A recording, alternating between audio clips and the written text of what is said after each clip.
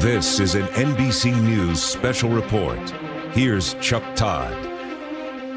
Well, good morning, everyone. We are coming on the air with some breaking news. The move to potentially impeach President Trump over his dealings with Ukraine is taking a major step forward right at this hour. As the House of Representatives completes its vote, essentially a test vote on the issue of impeachment itself. The House is considering a resolution that will serve as a roadmap for the process going forward, including televised public hearings that obviously could dramatically reshape the country's interpretation of what the president did and could ultimately lead to an official trial in the United States Senate. For the very latest on this vote, let's go to my colleague Jeff Bennett on Capitol Hill. Jeff, it looks like in the vote it is almost going as expected, very party line. Right now, two defectors on the Democratic side, one sort of former Republican who we expected to defect to the Democratic side, and that's it. You're right about that, Chuck. Those two Democrats who represent Trump-friendly districts. And so, yes, the point you make is a good one.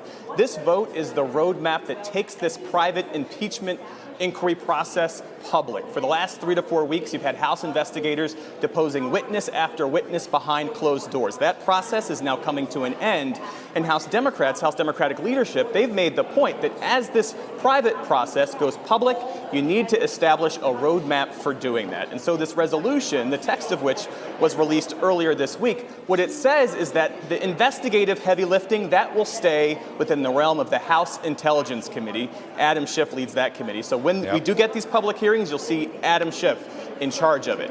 At a certain point, when those hearings come to an end, that committee will write a report that then heads to the Judiciary Committee. The Judiciary Committee will be the one, that'll be the committee that writes up the articles of impeachment.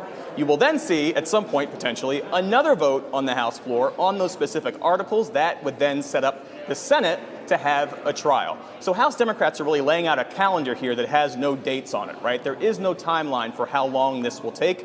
Publicly, we've heard House Speaker Nancy Pelosi say that the timeline depends on the truth line, meaning however long this investigation takes is however long it takes. That's the public comment. Privately, Democrats have been saying since August that they want to wrap this up by the end of the year for a number of reasons. One, the feeling is that if this moves into an election year, it will give Republicans an opening to say this is really about the election, not about the Constitution. The other part of this, as you well know, you got a number of Democratic senators who are running for president.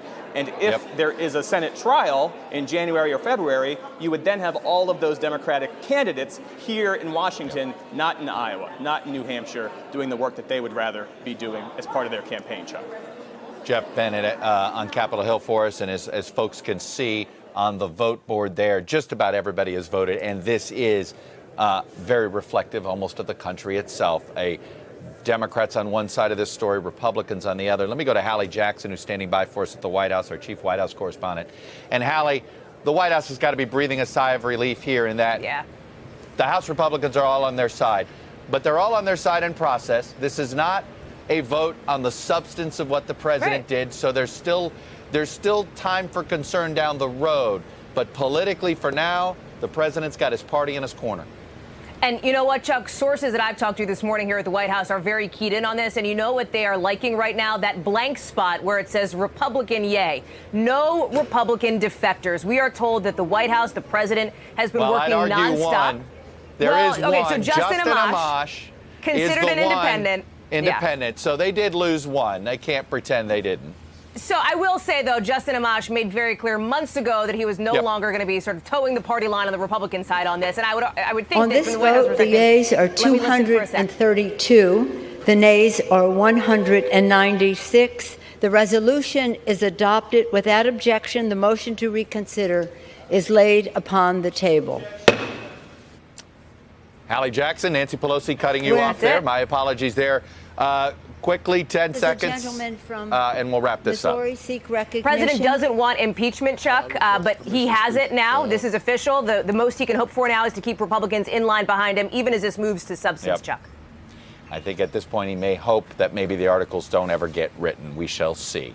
So a dramatic new chapter officially now begins here in Washington, an historic constitutional showdown between the two co-equal branches of government, the legislative and the executive, in a process laid out by our founding fathers more than 2 centuries ago.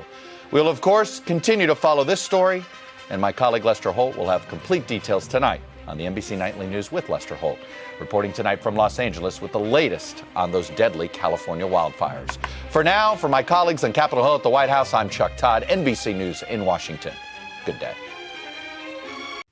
Hey, NBC News viewers, thanks for checking out our YouTube channel. Subscribe by clicking on that button down here and click on any of the videos over here to watch the latest interviews, show highlights, and digital exclusives.